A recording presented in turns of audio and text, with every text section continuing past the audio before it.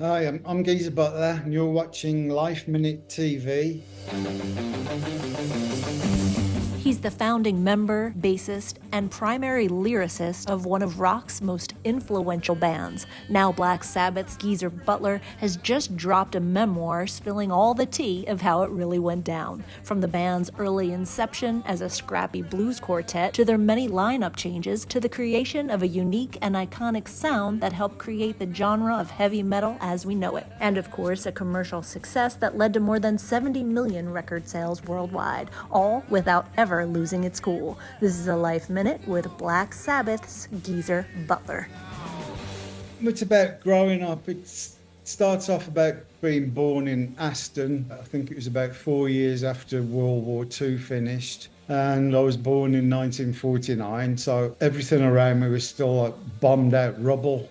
So basically it's about childhood and then education and then meeting the rest of the guys in the band who all lived just around the corner from where I was, and so on and so forth. Ozzy and Tony had written their books like years ago, and I'd never seemed to have had time or inclination to do my book. When the pandemic hit, I was stuck at home for like 9 months with absolutely nothing to do. I couldn't go out anywhere, so I thought, I'm going to write a memoir for my grandkids so they know something about me, because the one thing I've always wished was if I'd have asked my parents about their lives. It wasn't until much later, after they'd passed away, that I thought, oh, I wonder what they did so-and-so, I wonder how they met and where they went to and all that kind of stuff. So I thought I'm going to write everything about like childhood and all, how the band formed, just so my grandkids could read about my life.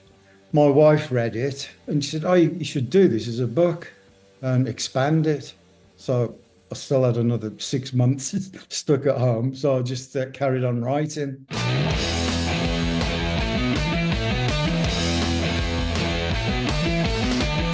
Did you always know you wanted to be a musician? When I saw the Beatles, that's what made me want to do it, because Liverpool wasn't far away from where I was born, Birmingham. Liverpool was like 90 miles away.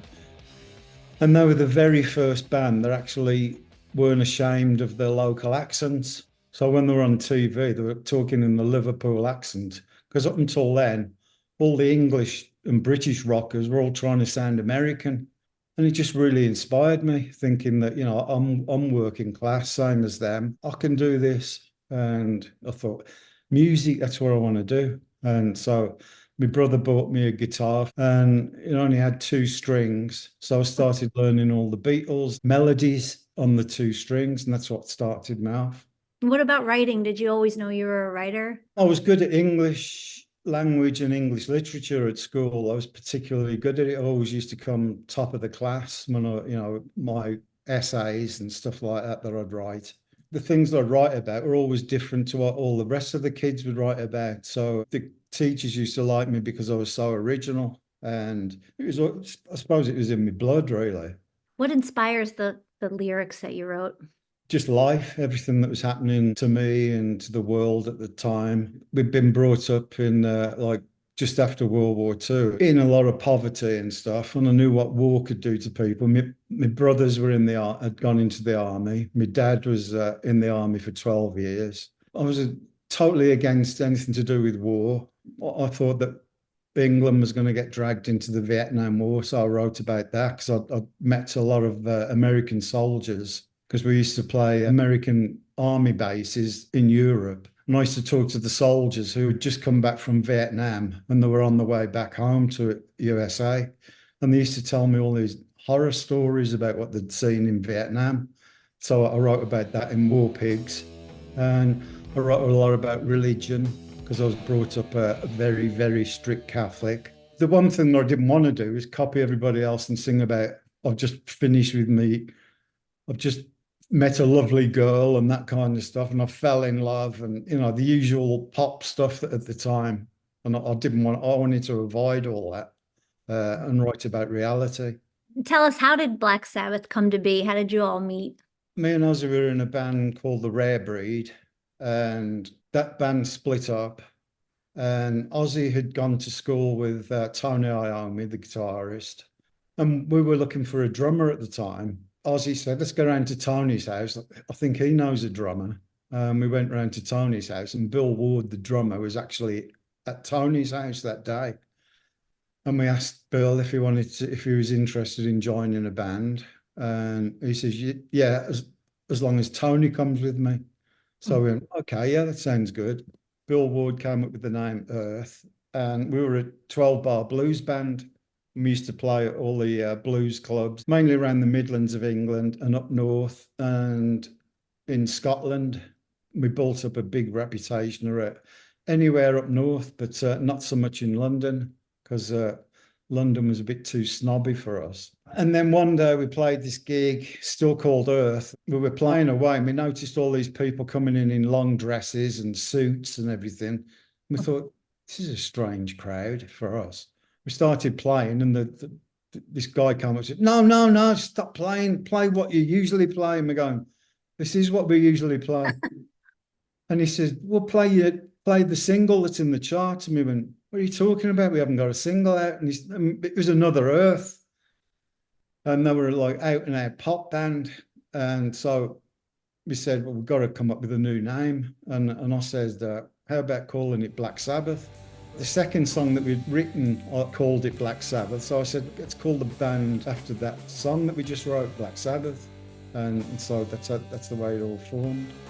The rest is history. How did the heavy come in? How did it get heavy? Well, Tony Iommi said we've got to start coming out with our own original songs if we want to get anywhere. We all went back to Birmingham, and I was playing the Holt's Planet Suite at the time on my bass, and Tony says, oh, that sounds good. And he went down, down, down, which is the first chords of Black Sabbath. And we went, that sounds great. And that's sort of paved the way for the way we wrote songs. So it was mainly Tony that would come up with the riffs and stuff, and then I'd come up with the lyrics. And then Ozzy would come up with a vocal line. He'd come up with a vocal melody, and then I'd write the lyrics to his vocal melody. So you said you didn't think of yourself as a heavy metal band. So what did you think you were? There was no such thing at the time as heavy metal music. It was just hard rock. So we just assumed that we were a hard rock band. The first time I heard the phrase heavy metal was when we played somewhere in America, and we had this terrible review the next day from the gig.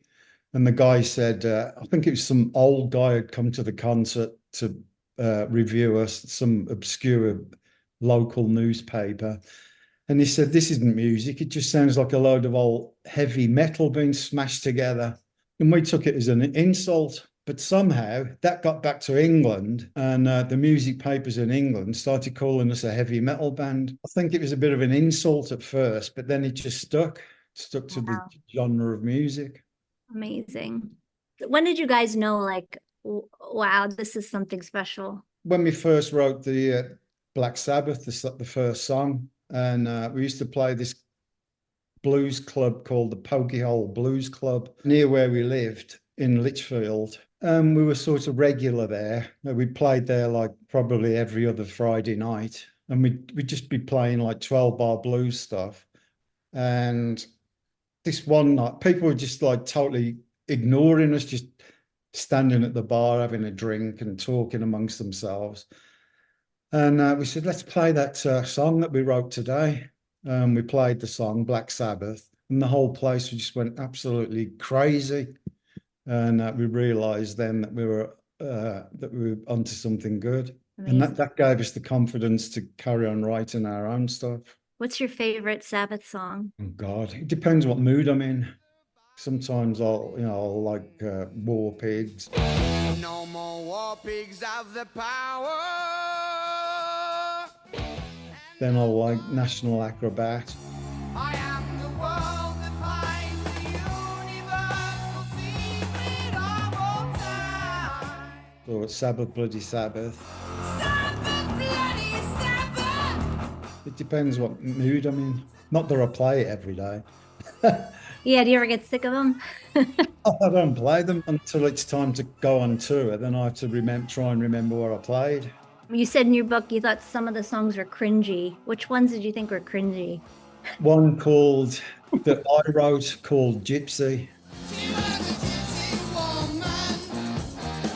She was as cold as the day. Why is it cringy? Maybe because I wrote it and I hate listening to the stuff that I've written. But just the whole thing about it is just, I don't know, it's weird. Do the lyrics just come to you?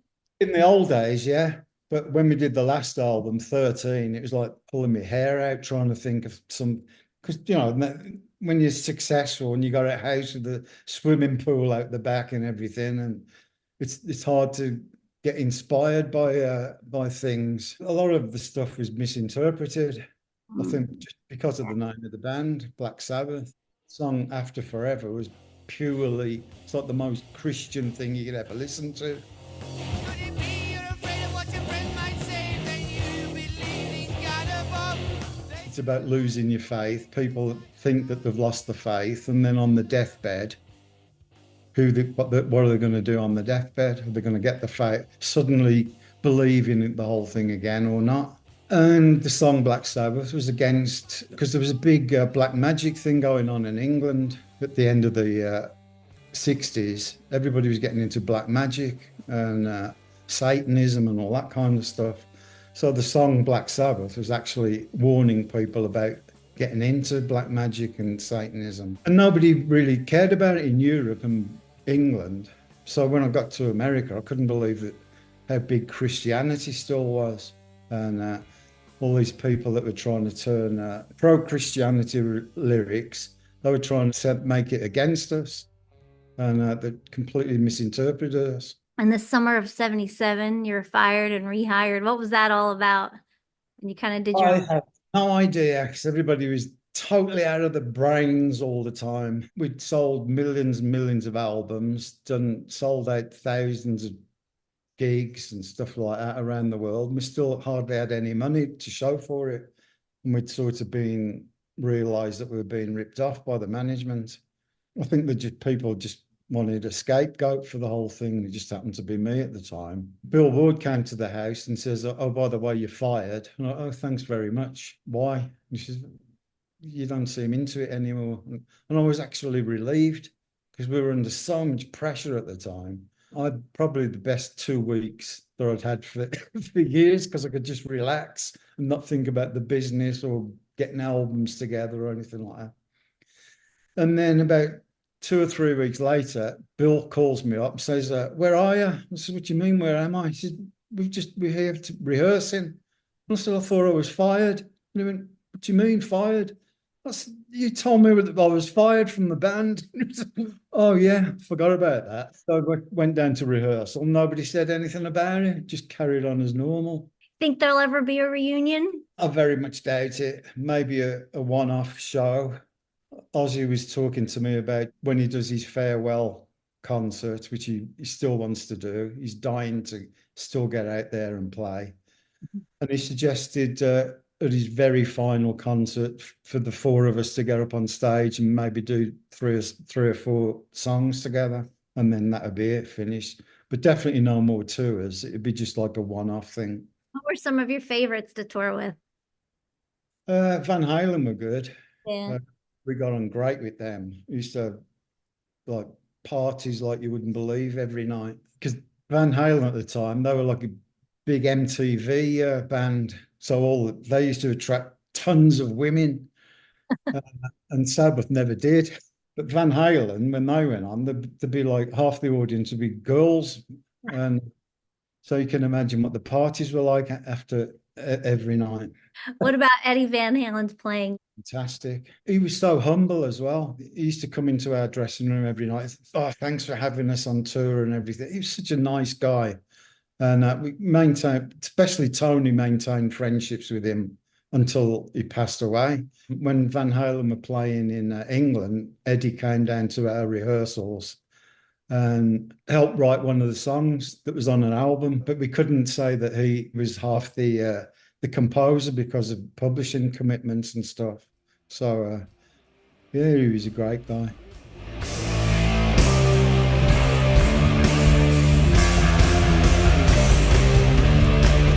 To so many, you are the godfather of bass.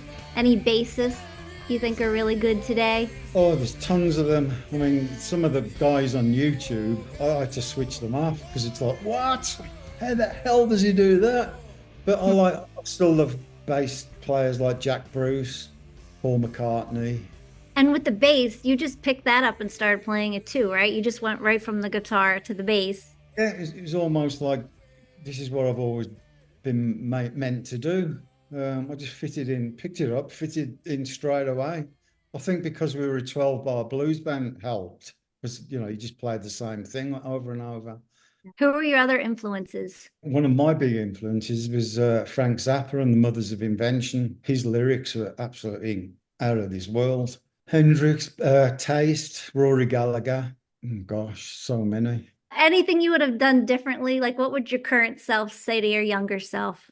To get an accountant and to get a lawyer before signing your own contracts, which is what we did. We forged our own signatures in the old days, and we heavily paid for it. We didn't see any money until the end of the 70s. I mean, obviously we had a good lifestyle. The management certainly did well out of it.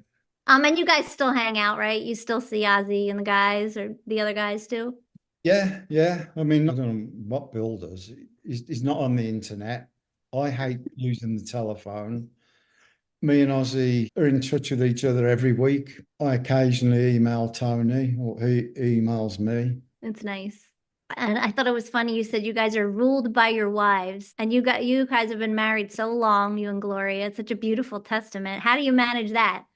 I think just not trying to control each other, although she does control me, but there's no control in her. She does whatever she wants to do. But I don't know, it's a good, great relationship. What does music do for people? For me, it calms me down, and I love old 60s stuff. I'm so nostalgic about music. I mean, I've just been on a road trip up through Montana, up to the Grand Tetons and Yellowstone. I always have like my old nostalgic records to play. Still call them records, songs to play. And you have a beautiful real name, Terrence Michael Joseph. Where did the name Geezer come from? From school, my eldest brother was in the army with a lot of Cockney people from London. Londoners call everybody Geezer. All right, Geezer, how are you, Geezer? And all that kind of thing. And my brother used to, when he came home on leave, he'd call everybody a geezer because he picked it up from these Londoners.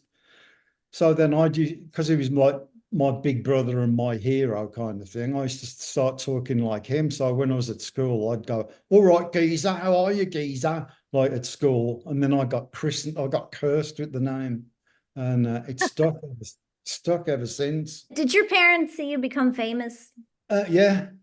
They never thought that I would, obviously. They always thought that I was, because I was the first one in the family to get like an office job, which was like a step up from everybody else. And I started learning to be an accountant of all things. And to them, being an accountant was like, well, yes, that's a great thing. That's a lifelong thing that you can have. You're going to earn good money and all that. And then I got fired from my job for never turning up. So then when I said I'm going to do music full time, they were, what? And they just thought I was a lunatic. And that's when I left home. I couldn't stay in the same place as my dad because he thought I was a disgrace to the family for not having a proper job. And so I left home, and they still didn't believe me until the first album actually went into the charts. And I actually took the record to show them, and they finally believed that I was doing something right. They didn't really believe it until my dad came down to London to see Sabbath at the Festival Hall in London, which is like the most prestigious place you could ever play in England. He actually went to that show. Then he started believing that I was going to do something with music. So did he say, okay, I'm glad you did that? Did they take it back? But he'd never, ever take one penny off me. I used to try and buy them stuff. Aww. And this one time I went and I said, okay, I'm going to buy you a new house, trying to get them away from, because they were still living in the same place that I was born in. And It wasn't the greatest place on earth. And my dad went absolutely nuts. What? This place isn't good enough for you anymore. No, I didn't mean it like that. I just wanted to do something for you. Well, I'm the father. I do what if I want a new house, I'll provide my own stuff. So proud. I'm So sure they were proud of you too. What's your biggest life lesson? believe in yourself, I suppose, because we got told so many times that we would never do anything with our lives. And we got turned down by 6 record companies before we got signed by the 7th one. Got slagged in the press when we finally did do an album. Got slagged, I think that our album got more slagging than any other album in history. But we believed in what we were doing, and our fans believed in us. And I think that's why the fans stuck with us for so many years, because it was like a family. We were the only ones that believed in our music. Do you play a lot still? Do you just pick up the guitar and start doodling on things? Or? Not as much as I should. I still, because I'm a collector as well. I still collect guitars and basses and stuff. And I've got a new bass coming out that Lakeland are putting out, a new signature bass. To be honest, I never ever rated myself as a bass player because I'd never had lessons. I couldn't read music. And I just did what I thought was, was appropriate for each song. And then when people started saying, "Oh yeah, Geezer's a great bass player," I'm like, "What?" I've always thought I'm an average bass player, and I probably am compared with bass players these days, because some of them are so technical. Do what's natural to you, and I've tried to do things that I just can't do. I stay with the stuff that I know that I can do properly. You try to do other like thumb bass and stuff like that. It's not my natural thing to do, so I just stick with what I'm good at, I suppose. What do you think you're good at? Playing bass, writing lyrics, going on road trips, reading books. I'm addicted to reading books at the moment. Well, you're awesome. You're amazing. Thank you so much for your many, many gifts. To hear more of this interview, visit our podcast, LifeMinute TV, on iTunes and all streaming podcast platforms.